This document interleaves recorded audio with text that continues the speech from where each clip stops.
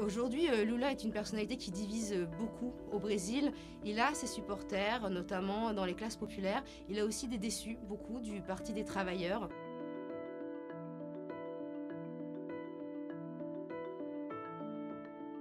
Alors, cette semaine dans Paris Match, je signe l'entretien exclusif avec l'ancien président brésilien Lula qui annonce officiellement son entrée en campagne et sa candidature aux élections présidentielles de l'année prochaine face à Jair Bolsonaro. Le président Lula se porte étonnamment bien, il a 75 ans, il a eu le Covid qu'il avait attrapé à Cuba, il a effectivement passé presque 2 années en prison.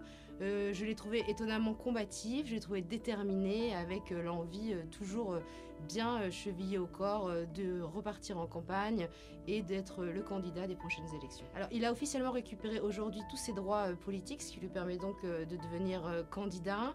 Il n'est pas encore complètement à l'abri d'énièmes poursuites judiciaires. Aujourd'hui, ce qui compte pour lui, c'est que le juge qui l'avait condamné dans l'affaire du Lava-Jato, le juge Moro, a été officiellement condamné, lui, pour partialité. Et c'est aujourd'hui pour lui le début de la preuve de son innocence qu'il n'a jamais cessé de clamer. Aujourd'hui, Lula est une personnalité qui divise beaucoup au Brésil. Il a ses supporters, notamment dans les classes populaires. Il a aussi des déçus, beaucoup, du Parti des travailleurs. Une partie de cet électorat, d'ailleurs, s'est tournée vers le président d'extrême droite, Bolsonaro, et a voté pour lui. Lula, lui, ne reconnaît pas de responsabilité politique dans la victoire de Jair Bolsonaro. Il reconnaît certaines erreurs, des choses qui auraient pu être mieux faites ou des choses qu'il aurait dû faire davantage.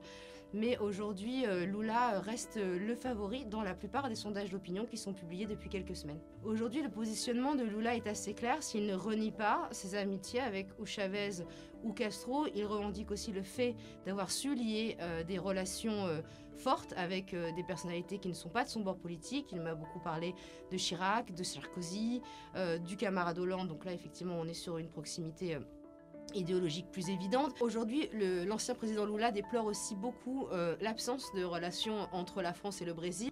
Et ce sur quoi insiste Lula aujourd'hui, c'est que s'il redevenait le candidat, ce serait aussi la personne qui serait à même de rétablir des relations diplomatiques avec tous les pays. Lula avait l'air assez confiant, encore une fois, il est conforté par des sondages d'opinion qui le donnent vainqueur. Il s'appuie aussi sur l'histoire.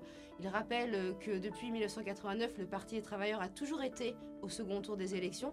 Aujourd'hui, il aborde ce tournant-là avec confiance et on peut légitimement se dire que, vu la gestion catastrophique de la crise sanitaire par l'actuel président, il a toutes ses chances.